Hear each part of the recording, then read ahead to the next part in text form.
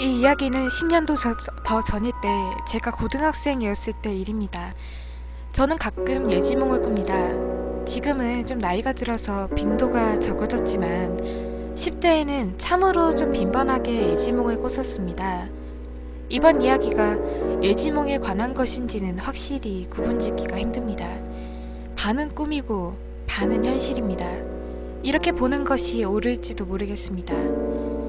제가 그 꿈을 꾸면서 체험했던 공포에 대한 이야기를 지금부터 써내려가 보도록 하겠습니다.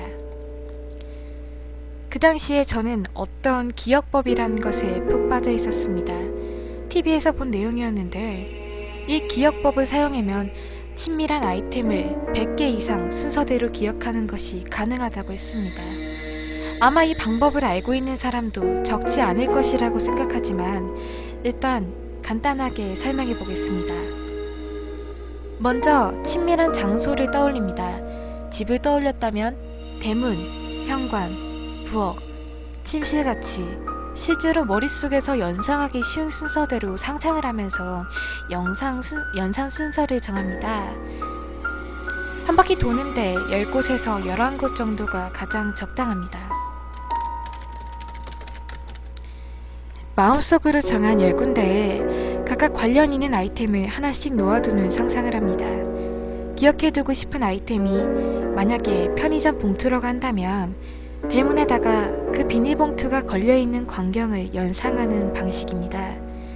그 다음에는 놓아두고 싶은 아이템이 귤이라면 현관문 한 구석 쪽에 귤을 놓아두는 연상을 하면 됩니다. 한 바퀴 돌면서 10군데 전부 관련된 아이템을 놓는 것을 완료했다면 다시 한번 똑같은 코스를 반복해서 돌면서 아이템을 놓습니다. 두 번째 바퀴 첫 아이템이 호치키스라면 문에 걸려있는 비닐봉투 안에 호치키스가 들어있는 풍경을 연상하면서 기억합니다. 대략적으로 이러한 방법으로 진행되는 것이 기억법이었습니다. 이것을 두세 번 반복하는 것에 의해 누구라도 적어도 100개 정도는 기억하는 게 가능하다고 합니다. 저는 이 기억법을 이용해서 누가 더 많이 기억할 수 있는지 친구와 내기를 하면서 놀았었어요. 매일 연습하다 보니까 기억할 수 있는 숫자도 늘어나고 연상하는 풍경도 점점 현실적으로 뚜렷해졌습니다. 그러던 어느 날에 꿈을 꾸었습니다. 제가 집안을 천천히 걷고 있었는데 제가 기억법을 연습 중이던가 생각을 했는데 꿈인지 현실인지 쉽게 판단이 안 섰습니다. 제 눈앞에 펼쳐진 우리 집은 묘하게 현실적이면서도 묘한 분위기가 흐르고 있었습니다. 천천히 거닐던 저는 문득 거실에서 아이템 리스트를 발견했습니다. 저는 바로 그 아이템 리스트를 집어들고 당연하다는 듯이 기억법 연습을 시작했습니다. 그 리스트에는 고작 40개의 아이템밖에 적혀있지 않았고 전부 그냥 평범한 물건들이었습니다. 저는 아침에 꿈에서 깼지만 신기하게도 그 40개의 물품과 암기 순서를 또렷하게 기억하고 있었습니다. 저는 학교에서 친구에게 그 꿈에 관해서 이야기했어요. 시큰둥하게 듣던 친구는 제 말이 끝나자마자 물었습니다. 그런데 그 꿈속 리스트에 적혀있던 물품들 말이야, 다 너네 집에 실제로 있는 거였어? 친구가 어째서 이런 질문을 하는지 의아해했지만 확실히 리스트에 있던 물품들은 전부 저희 집에 있던 것이었어요. 저는 그렇다고 대답했습니다. 만일 제가 이때 친구의 말을 좀 더 깊이 생각했더라면 저는 그런 일을 당하지 않았을 텐데 말이죠. 그 후로 며칠 후에도 저는 또 꿈을 꾸었습니다. 기억법 연습을 하는 꿈이었어요. 거실로 가보니까 예상대로 리스트가 놓여 있었습니다. 그 리스트를 짚고 천천히 리스트를 확인했습니다. 첫 번째 아이템은 신문지였습니다. 저는 대문으로 걸어갔는데 그러나 앞에 누군가가 있었습니다. 유모차를 밀고 있는 노파였는데 허리는 굽었고 머리카락은 백발이었습니다. 그 노파는 제가 있는 곳을 빤히 쳐다보고 있었습니다. 한 번도 본 적이 없는 노파였습니다. 저는 그냥 무시하고 대문에 신문지를 걸쳐놓기로 했습니다. 두 번째는 장돌이었습니다. 재밌게도 꿈속에선 필요한 아이템은 곧바로 나타났습니다. 신문지도 장돌이도 그냥 어느새 정신을 차려보면 내 손에 들려 있었습니다. 저는 장돌이를 현관 문 앞에 세워두었습니다. 세 번째는 야구 배트였습니다. 저는 그걸 안쪽 신발장 위에 올려두었습니다. 네 번째 아이템을 확인하곤 조금 이상하다는 생각이 들었습니다. 등유였습니다. 어느샌가 저는 등유가 가득한 플라스틱 통을 들고 있었습니다. 저는 그 통을 거실에 놓아두었습니다. 하지만 그때 눈치를 챘어야 했을 것 같아요. 다섯 번째 아이템은 시칼이었습니다. 좀 이상했는데 아까부터 아이템들이 위험한 물품들로만 구성되어 있었습니다. 저는 흐릿해진 불안감을 안고 일단 부엌에 있는 식탁 위에 시칼을 놓았습니다. 여섯 번째 아이템을 확인했습니다. 여섯 번째 아이템은 전기 테이프였습니다. 아, 드디어 위험하지 않은 물품이 등장했구나. 저는 그렇게 안심하고 화장실 세탁기 위에 그걸 올려두었습니다. 일곱 번째는 시멘트라고 적혀 있었습니다. 시멘트라고? 저는 시멘트가 들어있는 봉투를 목욕탕 안에 놓았습니다. 이상하다. 이 시점에서 저는 꿈을 꾸고 있다는 사실을 완전하게 인식한 상태였습니다. 어떻게 해야 될지 잠시 망설였지만 일단은 한 바퀴 돌고 나서 생각해보기로 했습니다. 다음 차례는 제 방이었습니다. 문을 열고 들어가 보니까 현실과 다를 것도 없는 똑같은 제 방이었어요. 여덟 번째 아이템은 밧줄이었습니다. 저는 침대 위에 밧줄을 던졌습니다. 문득 시선이 쓰레기통 쪽으로 갔습니다. 무엇인가가 거뭇한 물체가 가득 차있는 것 같았습니다. 가까이서 확인을 해보니까 그건 검고 긴 머리카락이었습니다. 저는 놀라서 방에서 뛰쳐나왔는데 복도에서 나는 숨을 몰아쉬면서 필사적으로 정말 이상한 꿈이라고 생각했습니다. 하지만 설마 꿈속인데 위험한 일을 당할 리가 있겠는가 하는 생각이 들었습니다. 저는 계속해서 기억법 연습을 진행했습니다. 아홉 번째 아이템은 마이너스 드라이버였습니다. 저는 그걸 화장실 변기 위에 올려놨습니다. 열 번째는 가스팬 히터였고 저는 그걸 2층 복도 한 구석에 놓았습니다. 11번째는 피아노선이었습니다. 10번째까지는 저희 집에 있는 물품이었지만 분명히 피아노선은 없었습니다. 손에서 피아노선의 미끌미끌하고 팽팽한 감촉이 났습니다. 우리 집에 이런 게 있었나? 일단은 이상했지만 계단 제일 밑쪽에다가 그걸 올려두었습니다. 이것으로 한 바퀴를 돌았습니다. 이상한 부분도 있었지만 꿈이라서 그런 거겠지. 저는 두 바퀴째를 돌기로 했습니다. 하지만 그 결정이 커다란 실수였다는 걸 저는 곧 깨닫게 되었습니다. 현관에서 나가서 대문으로 향했습니다. 리스트를 보니까 다음 아이템은 라이터였습니다. 그 순간 뭔가 소리가 났습니다. 대문 밖에서 나는 소리였는데 다가가서 보니까 아까 본 그 노파가 제가 대문에 걸어둔 신문지에 라이터로 불을 붙이려 하고 있었습니다. 저는 허둥지둥 대문 건너편에 손을 뻗어서 그 노파에게 라이터를 빼앗았습니다. 다행히도 불은 붙지 않았지만 저는 그때부터 이 꿈이 명백하게 이상하다는 걸 눈치챘습니다. 뭐예요? 무슨 짓 하는 거예요? 화가 난 내가 소리 질렀지만 노파는 입을 굳게 다물고는 저를 빤히 쳐다보더니 갑자기 사라졌습니다. 저는 대문에 걸어둔 신문지로 라이터를 둘둘 말아서 우체통 안에 쑤셔놓고 현관 앞에서 애써 사고를 정리해보려 노력했습니다. 이게 꿈이 맞나? 이 기묘한 현실감과 정상적이지 않은 진행 상태. 제가 기억법 연습을 계속해야 하는 것인지 고민이 됐습니다. 마치 저의 감이 경고를 하는 것 같았습니다. 하지만 꿈이라는 걸 이미 자각한 상태였고 무슨 일이 생기면 잠에서 깨면 되겠다는 생각으로 계속하기를 결심했습니다. 아이템 리스트를 확인해봤습니다. 눈길용 타이어 체인이었습니다. 현관문 옆쪽 구석에 그걸 놓아두었고 다음 아이템은 인형이었습니다. 하지만 저희 집에는 인형 같은 게 없는데.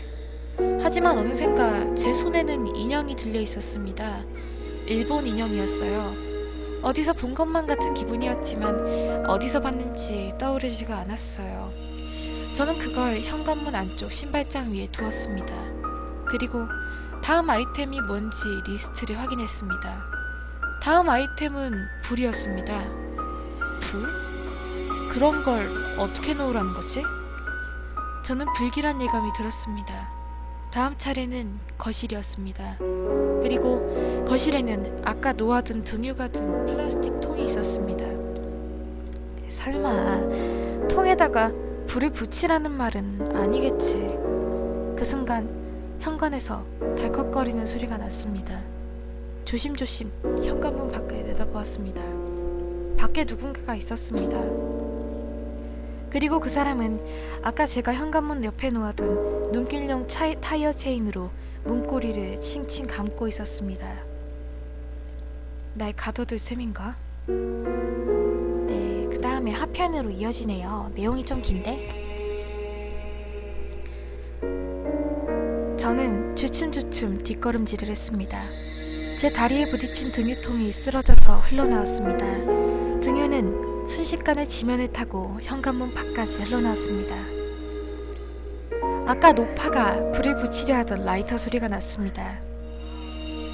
분명 내가 아까 우체통 안에 넣어놨는데 노파는 분명 그걸 끄집어내서 불을 붙이려는 속셈인 것이었죠. 저는 빨리 뛰어가서 부엌까지 달려갔습니다. 순식간에 현관에서 거실까지 불길이 올랐습니다. 탄내가 집안 가득 차올랐습니다. 이상하다. 꿈속인데 뜨거운 것이 느껴졌습니다. 저는 잠시 부엌에서 불을 지켜보았습니다. 불길은 서서히 임박해오고 있었습니다. 이건 보통 꿈이 아니었어요. 아기가 있는 누군가의 의지가 개입한 꿈이라는 생각이 들었습니다. 이대로라면 저는 여기서 죽을지도 모릅니다. 꿈에서 죽는다면 현실의 난 어떻게 되는 거지? 전 두려워서 어떻게든 타개할 방법이 없을까 하고 리스트를 보았습니다. 그리고 그 순간 저는 얼어붙었습니다. 다음 아이템은 다름 아닌 발목이었습니다. 패닉에 빠져서 우왕좌왕하다가 일단 다가오는 불길을 피할 요량으로 화장실 쪽으로 달려가기로 생각했습니다. 그 순간이었습니다. 무언가를 질질 끌리는 소리가 들렸습니다. 소리의 근원지를 보니까 신발장 위에 두었던 일본 인형이 첫 바퀴를 돌 때 놓아두었던 야구 배트를 질질 끌면서 다가오고 있었습니다. 어떡하지? 꿈이라곤 하지만 사태가 점점 심각해지는 것 같은데.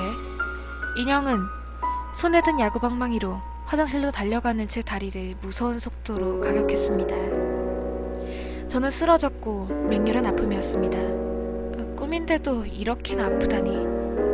하지만 그 아픔을 뛰어넘는 격통이 연이어서 발밑으로 이어졌습니다. 쓰러진 자세로 고개를 들어서 발밑을 보니까 아까 그 인형의 손에 식칼이 들려 있었습니다. 그리고 없었습니다. 제 오른쪽 발목이 말이죠. 인형은 무표정하게 저의 오른쪽 발목을 주워서 식탁 위에 올려놓았습니다. 죽을지도 모른다는 공포감이 강하게 밀려왔습니다. 어떻게든 화장실로 기어갔고 그곳에는 아까 놓아둔 전기 테이프가 있을 것입니다. 그 테이프가 있다면 잘린 발목을 지혈할 수 있습니다. 아무리 생각해도 이건 그저 꿈이 아니었어요. 하지만 그렇다고 해서 현실도 아니었습니다.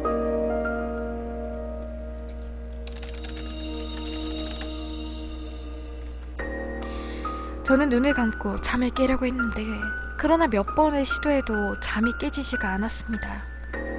꿈이 아닌 건가? 어떻게 생각해봐도 현실이 아니라는 건 분명했습니다. 어떻게 해야 될지 몰랐어요. 갑자기 일본 인형이 눈앞에서 나타났습니다.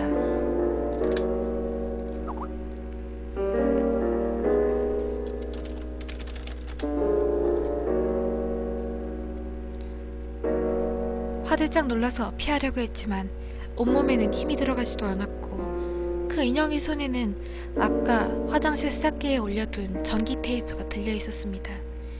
순식간에 저의 손발은 결박당하고 말았습니다. 목욕탕 쪽에서 철벅철벅하는 소리가 들렸습니다. 시멘트와 물을 혼합하고 있는 것 같았습니다. 다음 리스트를 보았는데 손목이라고 적혀 있었습니다. 인형은 무서운 힘으로 저를 목욕탕으로 데리고 가서 왼쪽 손을 시멘트 안에 밀어 넣었습니다. 시멘트는 순식간에 굳었고 그러자 인형은 다시 엄청난 힘으로 저를 끌어당겼습니다. 그리고 저의 왼손은 뜯겨져 나갔습니다. 주변의 모든 움직임이 슬로우 모션처럼 보였고 아까까지 목욕탕에 가득 차 있던 시멘트는 어느덧 단데없이 사라지고 인형이 저의 손목을 줍고 있었습니다. 감각이 마비된 건지 아픔 같은 건 더 이상 느껴지지 않았습니다. 저는 내 방으로 기어갔습니다. 창문 밖으로 도망치기 위해서였죠. 아마도 지금 이 공간은 누군가의 저주에 의한 결계 아닐 것이에요. 그렇다면 제가 그 결계 밖으로 나간다면 이 지독한 꿈에서도 깰 수 있을 거라고 생각했습니다. 등 뒤에서 강렬한 아픔이 느껴졌습니다. 아까 놓아둔 마이너스 드라이버에 찔린 것이었죠. 계단 앞을 지나서 제 방이 있는 곳으로 향하려던 순간 무시무시한 힘이 저를 2층으로 끌고 올라갔습니다. 2층 복도에 내팽겨치자마자 2층 한가득 이상한 냄새가 나는 걸 알 수 있었습니다. 잘 보니까 가스팬 히터의 전선에 상처가 나서 가스가 새어나오고 있었습니다. 2층은 이미 가스로 주역했습니다. 누군가 라이터에 불을 켜려고 했고 저는 계단 아래로 몸을 던지듯이 뛰어내렸습니다. 엄청난 기세로 불길이 폭발하듯이 2층을 메웠습니다. 동시에 1층으로 떨어졌고 그리고 엄청난 아픔이 느껴졌습니다. 오른쪽 두 귀가 잘려 있었습니다. 아까 계단에 두었던 피아노 선이 양쪽 기둥에 팽팽히 묶여져 피를 머금고 있었습니다. 저의 몸에서 경련이 일어났습니다. 지금 포기하면 난 아마 죽겠지. 벌써 집의 반 이상이 불길에 휩싸여 있었습니다. 저는 마지막 힘을 쥐어짜서 제 방으로 기어갔습니다. 그리고 방문을 열고 저는 보았습니다. 아까 침대 위에 던져버린 밧줄이 어느샌가 고리를 만들어서 천장에 매달려 있었습니다. 제 머리를 기다리고 있는 듯 말이죠. 쓰레기통 안에서 무언가가 꿈틀대고 있었습니다.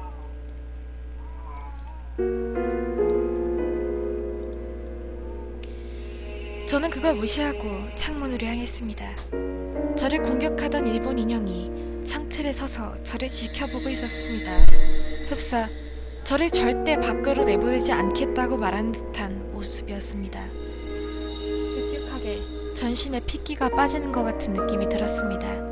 의식이 희미했고 이제 죽는 건가요? 아니요, 고양이요. 고양이 기르는데 애가 약간 시끄러워. 아이, 쥐전 시끄러워요.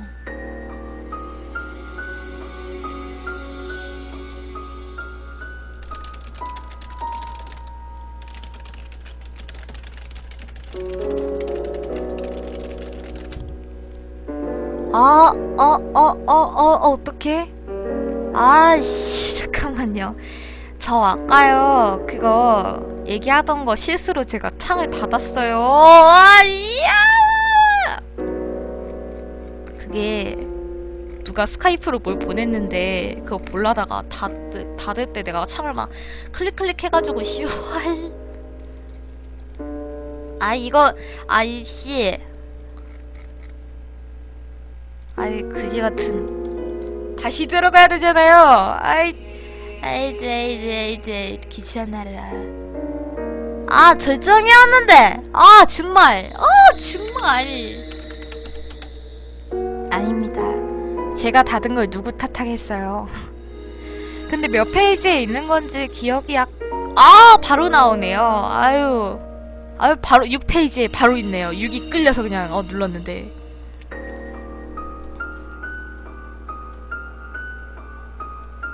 그래. 그래, 여기까지 읽었죠. 좋아. 기억.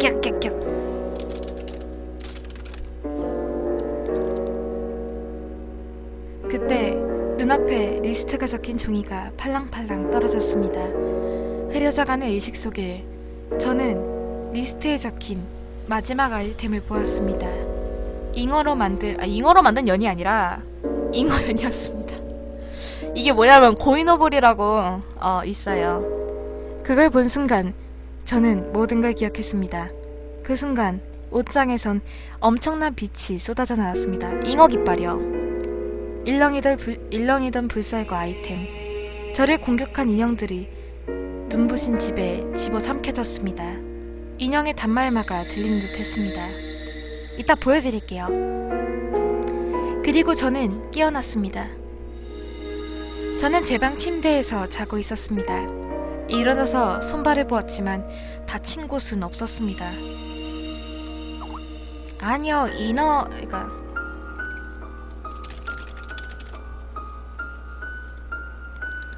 그게 아니라 고인어버리가 뭐냐면 제가 고등학생인데 학교에서 일본어 수업을 봤거든요. 제가 문과라서 일본어 건데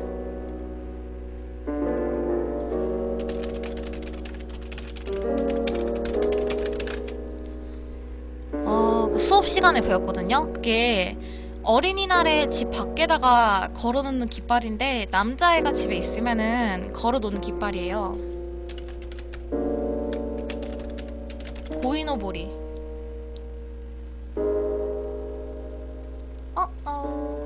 여기 도대체 그냥 짱구에도 나왔을 거예요. 아마 고인오보리. 이게 단호 거기서 단고노세코에서 요거 이거 말하는 거예요. 잉어 깃발. 이게 마지막으로 본 아이템이라는 거죠. 네, 냥냥님 어서와요. 북장님도 어서오세요. 네, 이거 말하는 거예요. 저는 일어나서 손발을 보았지만 다친 곳은 없었습니다. 귀도 양쪽 제대로 다 달려 있었고요. 어머니가 아침 식사를 준비하시고 계셨습니다. 식탁에 앉아서 달력을 보았습니다. 5월 5일이었습니다. 왜 그러니? 학교 오늘 안 가는 날이잖아. 조금 더 자둬. 어머니는 재빠르고 솜씨 좋게 식탁에 앉아있는 제 앞에 아침 식사를 차려주시고 걱정스러운 듯 제 얼굴을 바라보셨습니다. 전 한동안 묵묵히 있다가 차츰차츰 제가 꾼 꿈과 어릴 적 가지고 있던 5월 인형에 대해 이야기를 시작했습니다. 어릴 적 저는 5월 인형을 2개 선물 받았습니다. 하나는 킨타로 인형이었고 다른 하나는 미나모토노 요시츠네였습니다. 저는 커다랗고 귀여운 킨타로 인형이 대번에 마음에 들었지만 요시츠네는 평범하고 그다지 마음에 들지가 않았습니다. 매년 5월이 되면 이 2개의 인형을 꺼내서 제 방에 장식하고 놀곤 했습니다. 어느 날 저는 장난감 대신 요시츠네 인형을 가지고 놀고 싶었습니다. 유리 케이스 안에서 요시츠네 인형을 꺼내서 친구의 괴수 인형과 싸움놀이를 하면서 놀았습니다. 놀이는 갈수록 격해져서 강에도 담갔다가 끈으로 묶어서 빙글빙글 돌리기도 했습니다.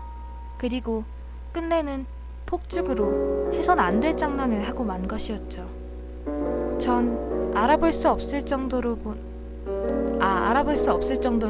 본 모습을 잃어버린 그 인형이 갑자기 무서워졌습니다. 망가진 그 인형을 그 상태로 그대로 케이스에 넣고 옷장 구석에다가 처박았습니다. 그 당시 저는 어머니께 그냥 방이들 더 치워버렸다고 둘러댔었습니다. 이듬해 저는 중학생이 되었습니다. 두 개의 5월 인형은 그 이후로 옷장 속에서 나오는 일이 없게 되었습니다. 어머니는 조용히 제 말을 들어주셨습니다. 그랬구나. 요시친의 인형이 분명 외로웠던 걸 거야. 전 어머니와 아침 식사를 마치고 옷장에서 두 개의 인형을 찾았습니다. 몇 년 만이었습니다.